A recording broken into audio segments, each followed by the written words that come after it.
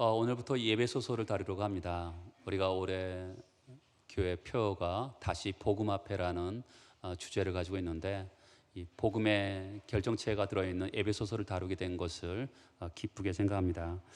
이 예배소서는 사도 바울이 로마 감옥이 갇혀서 쓴 옥중서시입니다. 사도 바울이 옥중서시는 네 편이 있는데요, 에베소서, 빌립보서, 골로새서, 빌레몬서가 이 옥중서시입니다. 그 중에서 오늘부터는 에베소서를 다루려고 합니다. 에베소를 우리가 읽어보면 에베소에 보내는 편지라고 되어 있지만, 여러분, 성경은 이 원본은 남아있지 않습니다. 사본이죠. 사본이라는 것은 베낄 사자를 씁니다. 원본을 베껴서 이렇게 내려온 것이죠. 우리가 기독교에서 중요하게 여기는 사본이 2세기, 3세기, 4세기에 나오는 중요하게 여기는 사본들이 있는데, 거기서는 에베소에 보내는 편지가 생략, 에베소라는 단어가 빠져 있습니다.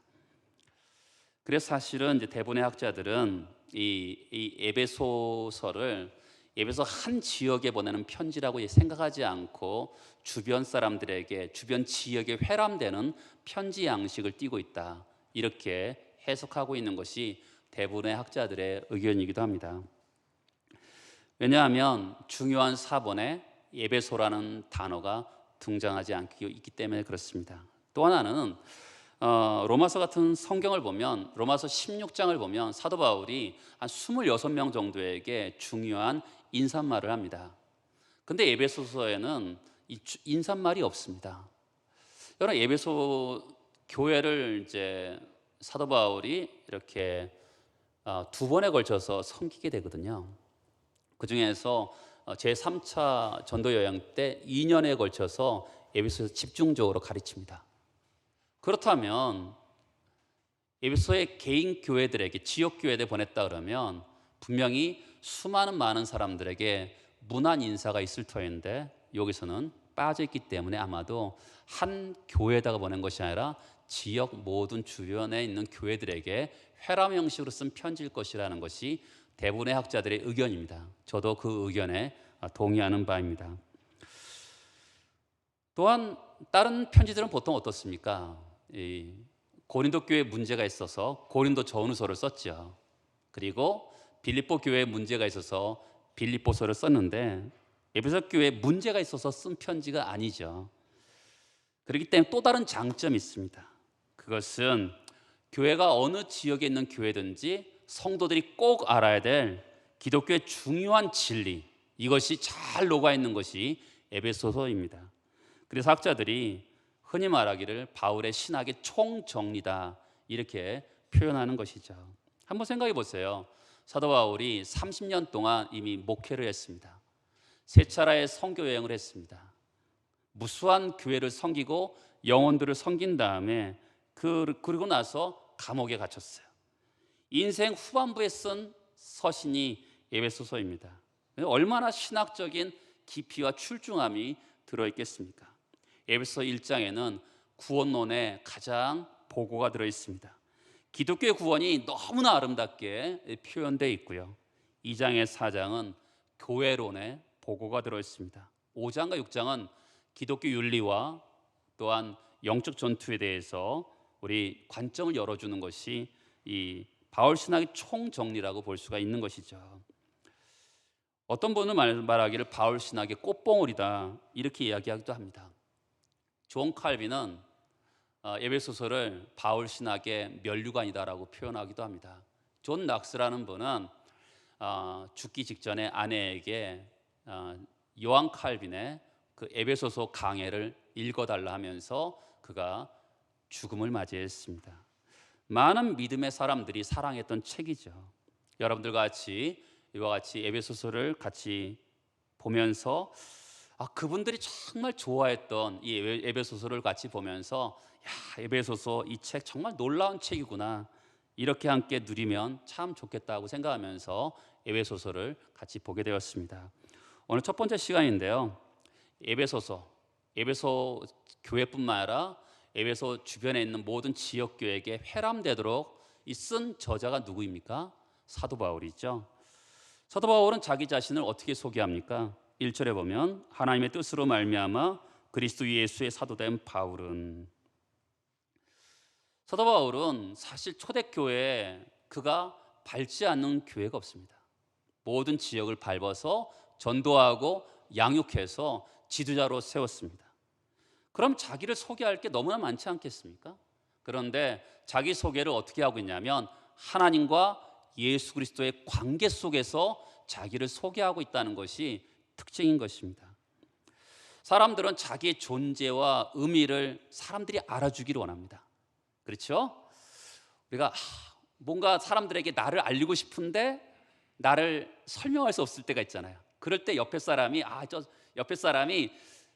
누군가 나를 아는 사람이 와서 이 사람에게 이 사람은 이런 사람이야 그러면 굉장히 기분 좋잖아요. 그렇죠? 왜냐하면 나의 존재의 의미와 가치를 사람들에게 내 입을 통해서 누구에게 전달되는 것을 생각보다 좋아합니다. 사람들은 다 그렇습니다.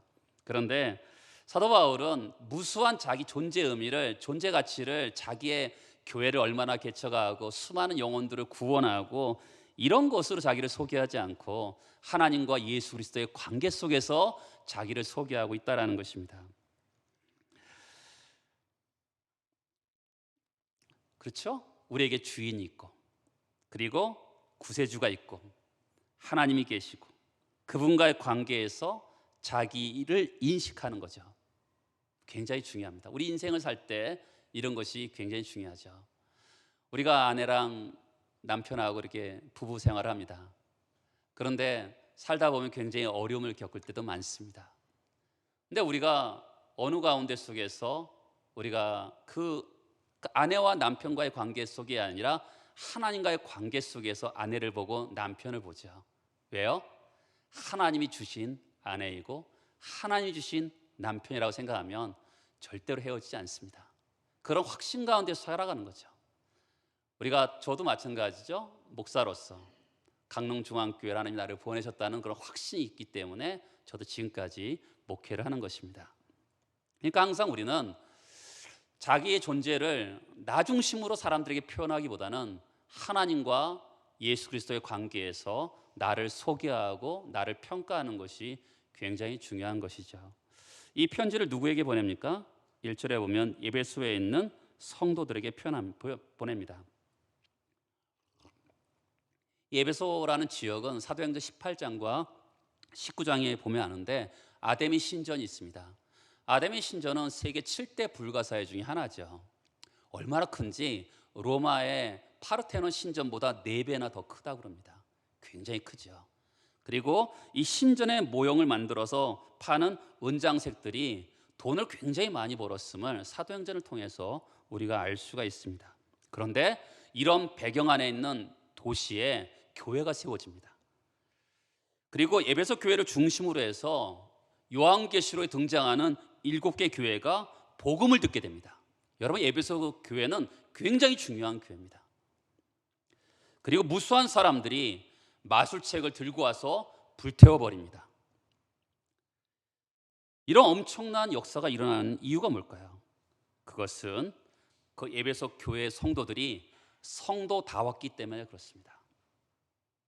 그 당시에 초대교회 전도는 이렇게도 했다 그래요. 여러분, 예수 믿는 사람들이 다르죠. 이렇게도 전도했다 그럽니다. 그만큼 세상 사람들과 너무나 달랐기 때문에 에베소에 놀라운 역사가 있게 된 것이죠. 반면에 우리 한국 교회는 교회인들이 굉장히 많은데 영향력이 없어요. 왜 그렇죠? 성도답지 않기 때문에 그렇습니다. 우리가 역으로 정의할 수가 있는 것이죠. 그런 문제의식을 가지고 이 편지를 우리가 받았으면 좋겠습니다. 사도 바울은 이 성도들을 무엇이라고 부르고 있는지 우리 3가지로 오늘 말씀하고 있어요.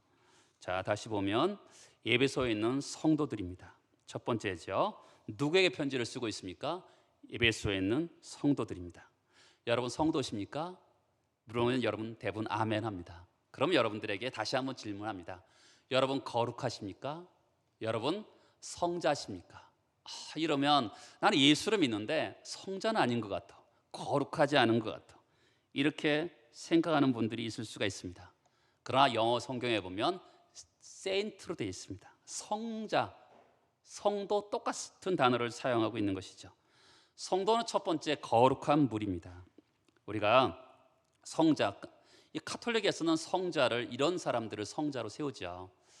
종종 기적을 많이 행했거나 어떤 사람들의 섬김과 희생다운 속에서 많은 사람들의 인정을 받는 사람들을 성자, 세인트로 더 세인트 세웁니다. 그렇게 다르게 세우다 보니까 우리가 보통 헷갈리죠. 그렇죠? 우리가 나는 성도는 맞는 것 같은데 성자는 아닌 것 같아, 이렇게 생각하기도 합니다. 그런데 여러분, 성경에서, 교회에서 복음은 사람을 등급으로 나누지 않습니다. 등급의 높낮이가 없어요. 절대로 그렇게 얘기하지 않습니다. 저는 목회자입니다. 저와 여러분은 등급의 높낮이는 없습니다. 은사의 차이가 있는 거죠. 저는 말씀을 가르치는 은사로 여러분들을 섬기고 있을 뿐입니다. 저와 여러분은 똑같은 성도입니다. 저는 목사 성도죠. 그렇죠? 목사 성도인 것입니다. 거룩함으로 부름받은 목사 성도인 것이죠. 제가 여러분들과 사이 속에서, 하나님과 여러분 사이 속에 제가 중간에 끼면요, 여러분도 망치고 교회도 망가집니다.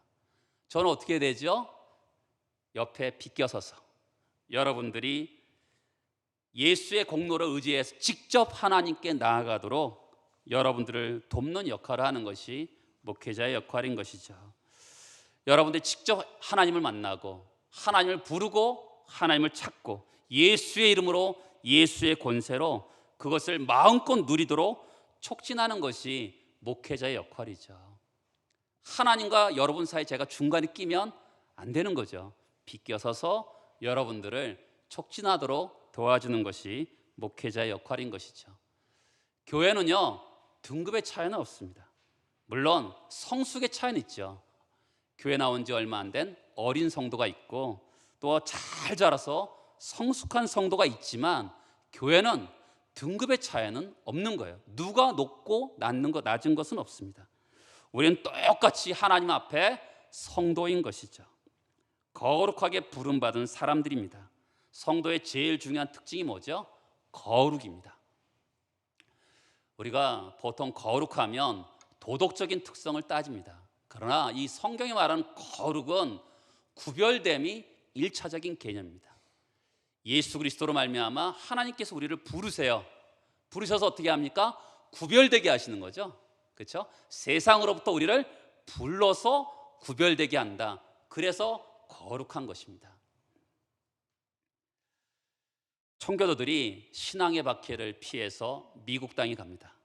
미국 땅에 가서 그들이 꿈꾼 게 있어요. 뭘 꿈꿨을까요? 그것은 바로 산 위에 있는 동네입니다. 여러분, 산 위에 있는 동네는 모든 사람들에게 드러나잖아요. 그들이 그것을 꿈꾼 것이죠. 등불을 켜서 등경 위에 두면 집안 모든 사람들에게 밝혀지는 것입니다. 하나님의 백성은 구별되니까 어떻게 해요? 감추어지지 않는 겁니다. 이것이 예수 그리스도를 믿는 사람들의 중요한 특징인 것이죠. 종종 나는 회사에서 예수 믿는 티를 내지 않았더니 사람들이 감쪽같이 속아 넘어갔어. 좋은 게 아닙니다. 기쁜 게 아니죠. 예수를 믿으면 구별되어서 사람들이 드러날 수밖에 없는 거예요. 산 위에 있는 동네이기 때문에, 그렇죠? 등경 위에 있는 등불이기 때문에 사람들이 알 수밖에 없는 거다. 구별되고 다름이 있기 때문에 알 수밖에 없는 것이죠. 감출 수 없는 거예요. 성도다운 게 뭐죠? 구별이 있고 다름이 있는 것입니다.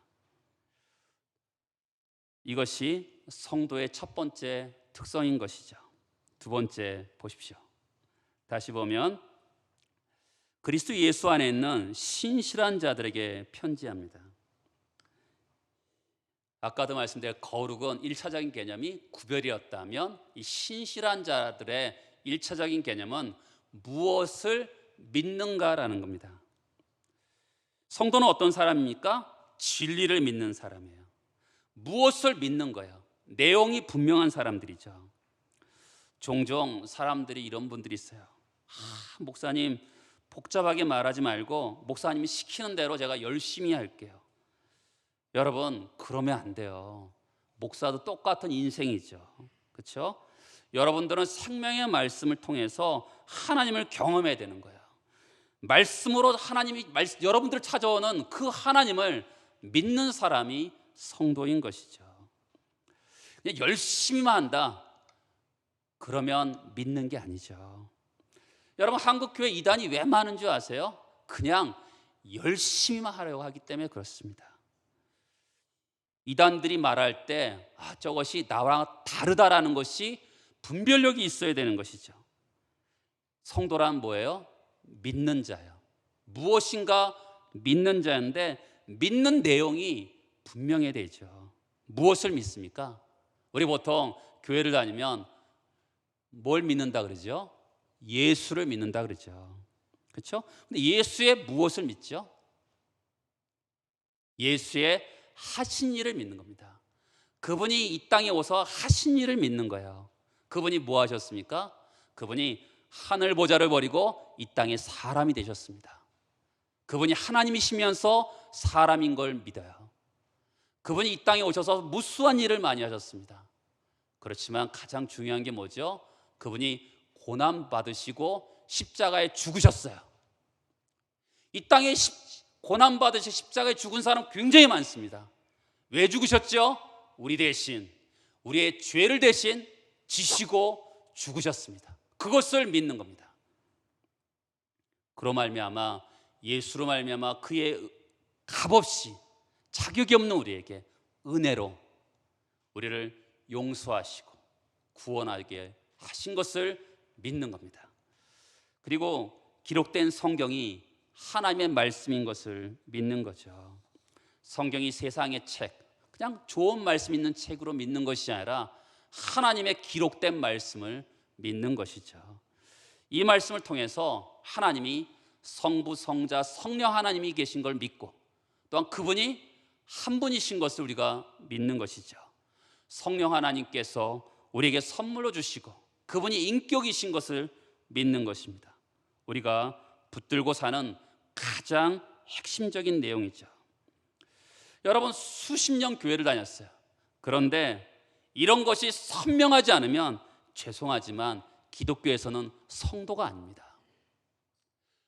교회를 오고 가고 하는 것이 중요하죠.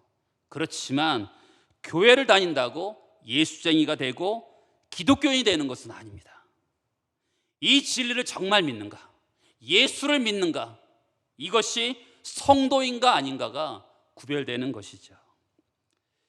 열심히만 하면 된다, 그것은 신앙이 아닙니다. 믿는 내용이 명확해야지만이 그 사람이 성도가 되는 것이죠. 에베소를 기록한 초대교회 시절부터 오늘의 이르기까지 모든 믿는 자는 믿는 내용이 똑같습니다. 시대를 넘어서, 지역을 넘어서 모든 예수를 믿는 사람들은 믿는 내용이 다 같습니다. 뭐가 같지요? 예수께서 사도들에게 함께 하셨습니다. 그리고 그들을 가르쳤습니다. 그리고 그 사도들이 예수의 부활을 받습니다. 그 사도들이 가르친 사도적인 진리를 우리는 믿는 겁니다. 똑같은 내용입니다.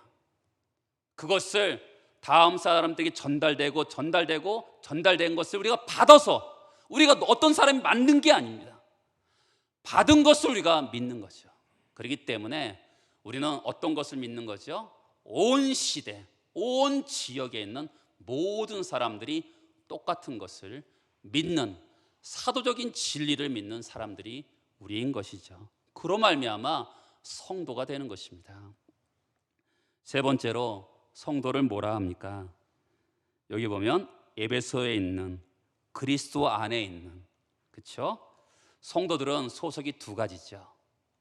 우리말로 하면 강릉에 있고 또한 그리스도 안에 있는 우리라고 표현할 수가 있는 것이죠. 제가 어렸을 때는 남편들이 예수를 믿지 않으면 가서 예수를 믿으세요 하면 어른들이 그러더라고요. 그렇게 표현해요. 내가 아직 믿지 않아서 그렇지 우리 안에 가짜야. 내가 믿으면 더 잘 믿을 수 있어. 근데 조금만 기다려. 이런 분들이 굉장히 많았던 것 같아요. 근데 여러분, 예수 믿는 게 쉬운 주제가 아니에요. 왜냐하면 이중 소속을 갖고 있기 때문에 그렇습니다.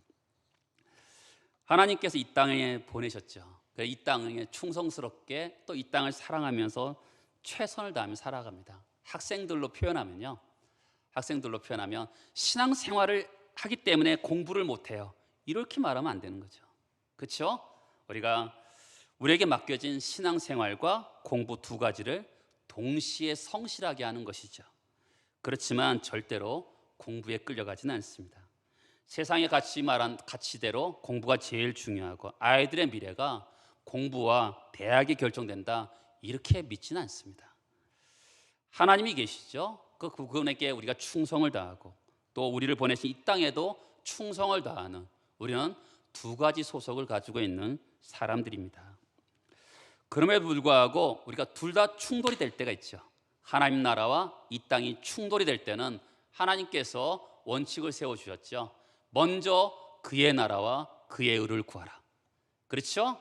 이 땅과 하나님 나라가 충돌되면 우선순위를 하나님 나라에 두라고 우리에게 분명하게 가르쳐 주셨습니다. 소속은 우리는 두 가지입니다. 이 땅과 하나님 나라. 그래서 우리는 두 가지를 다 충성스럽고 신실하게 살아가야 되는 것이죠. 이 둘을 절대로 포기하지 않고 신실하게 충실하게 살아가는 것이 성도인 것이죠. 이 삶이 쉽습니까? 여러분, 구별된 삶, 그리고 그리스도 예수를 정확하게 믿는 삶, 그리고 두 가지의 소속으로 살아가는 삶, 결코 쉽지 않습니다. 그런데 넉넉하게 감당할 수 있는 이유가 뭘까요? 그것은 하나님의 도우심이 있기 때문에 그렇습니다. 이런 성도들에게 하나님 주신 복이 있죠. 2절에 보면 하나님 우리 아버지와 주 예수 그리스도로부터 은혜와 평강이 너에게 있을지어다. 하나님 믿고 두 세계를 충실하고 신실하게 살아가려면 하나님의 복을 주십니다. 뭘 주시죠? 은혜와 평강을 주십니다. 은혜와 평강은 기독교의 모든 복을 축소한 것과 같습니다. 이 은혜는 기독교의 심장입니다. 종교개혁의 심장이기도 하고 사도 바울의 심장이기도 합니다.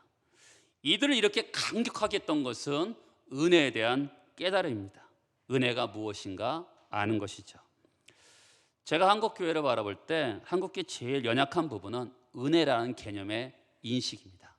은혜를 그냥 복으로 생각해요. 자꾸 변질시키는 거죠. 은혜의 성경적인 요소를 너무 모르기 때문에 한국교회가 이런 색깔과 모양을 띠고 있다, 저는 그렇게 봅니다. 은혜가 무엇일까요? 여러분, 은혜가 끊임없이 부어지면 이런 생각을 가지게 됩니다. 여러분, 우리가 자격이 없잖아요. 조건도 없고 일한 것도 없는데 하나님께서 과하게 나에게 주신 것에 대해서 감격하는 것입니다. 세월이 흘러갈수록 이것은 더 강해지는 것이죠. 10년이 지나고 예수 믿은 지 20년이 지나고 30년이 되면 정말 부족한 나에게 이렇게 은혜를 주셨구나, 이런 자기 인식이 신앙의 현주소입니다. 여러분들이 혹시 신앙의 인식이 내가 이런 자격과 조건을 갖추게 되었어, 자꾸만 나라는 용어를 많이 쓰게 되면 여러분들은 아직 신앙이 어린 사람들입니다. 우리가 신앙을 보통 기도를 많이 하고 성경을 많이 보는 사람은 신앙이 좋다 하는데, 정말로 신앙이 좋은 사람은요, 은혜에 대한 인식이 좋은 사람입니다. 사도 바울이 그가 죽기 직전에 쓴 디모데전서 1장 15절에 보면 죄인 중에 괴수라고 표현합니다. 여러분, 죄인 중에 괴수는 현재형을 썼어요. 내 과거의 죄인 중에 괴수가 아니라 오늘 현재 죄인 중에 괴수라고 얘기합니다. 그런데 바로 앞절에 보면 1장 14절에 보면 주의 은혜가 넘치도록 풍성하였다. 오버플로잉. 나는 죄인인데 그 죄인인 나에게 하나님의 은혜가 넘실넘실 되면서 나를 덮었다, 이렇게 표현하는 것이죠. 어떻습니까? 자기의 존재와 가치를 나는 정말 아무 가치 없는 존재인데 하나님께서 은혜로 나를 덮으셨다. 이런 개념을 그가 가지고 있는 것이죠. 성경도 그렇고 우리 한국 교회도 그렇고 예수를 처음 믿을 때는 은혜로 시작합니다. 그런데 점점 가면 갈수록 어떻게 되느냐면 하나님께 이쁜 짓 해서 복을 받으려고 합니다. 하나님께 잘 보여서 상을 타려고 합니다. 그래서 사람들이 종종 간증을 하죠. 아, 내가 이렇게 했더니 하나님께서 이렇게 복을 주셨다. 여러분, 거기에 뭐가 들어갔습니까? 자격이 들어갔습니다. 조건이 들어갔습니다. 내가 일한 것이 들어갔습니다. 은혜라는 게 뭐죠? 은혜는 내가 자격이 없고 조건도 없고 일한 것도 없는데 아무 존재 가치가 없는 나에게 폭포수같이 은혜가 넘실넘실 흘렀다. 이게 은혜의 인식이거든요. 그런데 끊임없이 내가가 들어가는 것입니다. 여러분, 우리가 예수가 죽었어요. 왜요? 죄 때문에 돌아가셨습니다. 이 인식 굉장히 중요합니다. 그리고 나는 아무것도 한 거 없는데 그분이 나를 위해 죽으시고 부활하신 것을 내가 믿었더니 나의 죄를 용서하시고 구원에 이르렀다. 이것이 은혜의 한 부분입니다. 그런데 그건 시작이에요. 은혜가요 계속 우리에게 밀려옵니다. 넘어지지요, 아프지요, 나 같은 인간 죽어야 돼, 이런 생각도 들 때가 있잖아요. 그런데 은혜가 몰려옵니다. 나를 바라보지 않습니다. 나는 죄인 중에 계수인데 하나님의 은혜가 나한테 몰려옵니다. 어떻게 되죠? 은혜를 찾으러 또 갑니다. 하나님 은혜를 베풀어 주달라고 은혜의 보좌 앞에 나아갑니다. 나를 바라보는 인식에서 그분을 바라보게 되는 것이죠. 그분에 대한 관점, 그분에 대한 인식, 그러면서 은혜가 나를 뒤집어 놓는 것이죠. 그래서 기독교는 은혜에서 시작해서 은혜로 마치는 겁니다.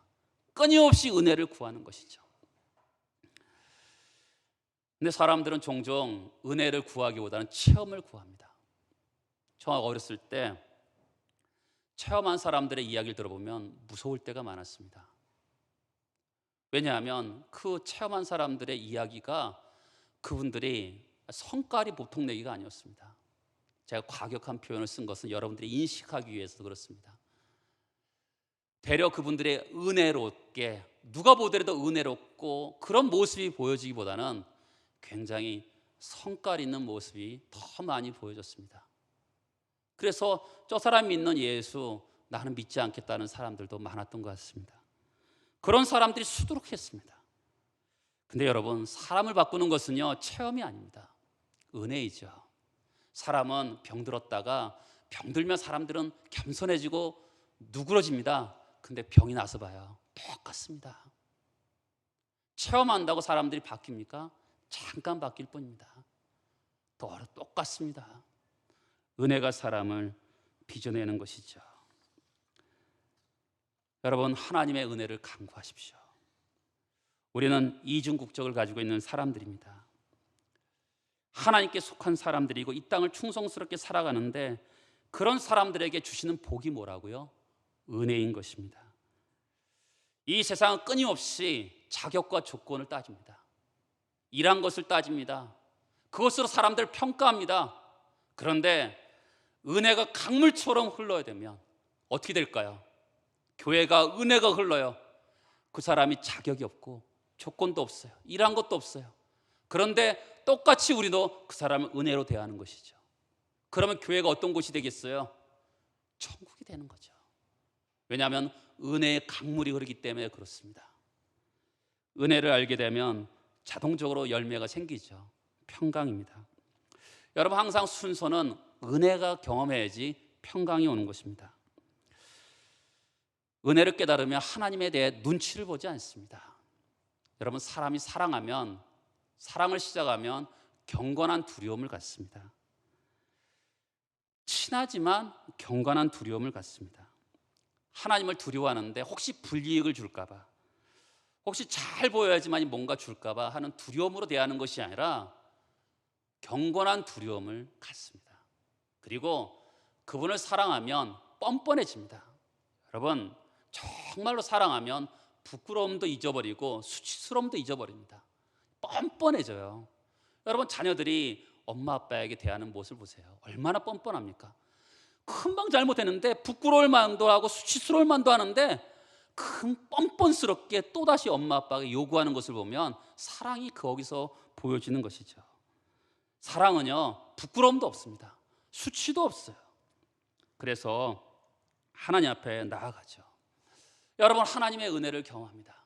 우리는 죄인 중에 괴수고 끊임없이 하나님 앞에 나아갈 때마다 나 같은 것이 어떻게 하나님 앞에 나갈까? 어쩔 때는 그럴 때가 있거든요. 여러분, 근데 하나님을 사랑한다는 게 뭐예요? 뻔뻔한 거예요. 뻔뻔해야 돼요. 그게 정말 하나님을 사랑하는 거거든요. 우리가 이전에도 죄인이었고요, 지금도 죄인이에요. 옛날에는 우리가 봤을 때 옛날에는 더 큰 죄인이고 지금은 조금 죄인이라고 생각, 똑같은 죄인이에요. 죄라는 게 여러분, 교도소 가는 게 큰 죄 때문에 교도소 가는 게 다 똑같은 죄 때문에 가는 거 아니겠습니까? 죄는 똑같아요. 그런데 그분 앞에 뻔뻔스러움이 생기는 거죠. 하나님 그래도 나를 사랑하시죠 하면서 은혜로 나아갑니다. 어떻게 되죠? 하나님과의 평강이 생기는 거예요. 하나님과 평강이 생긴 사람은 자기 자신과의 평강이 생기는 겁니다. 여러분, 이 세상에서 훌륭한 사람 많죠. 학적으로 세상의 일적으로 업적을 이룬 사람들 많습니다. 근데 그런 사람들 잘 만나보면 자기를 미워해요. 자기를 싫어합니다. 왜냐하면 자기 약한 모습도 있고 연약한 모습도 있기 때문에 자기를 그대로 인정하지 않고요, 싫어해요. 그러니까 자기 아름다움인데 그것을 가지고 다른 사람을 섬겨야 되는데 그러지 않아요.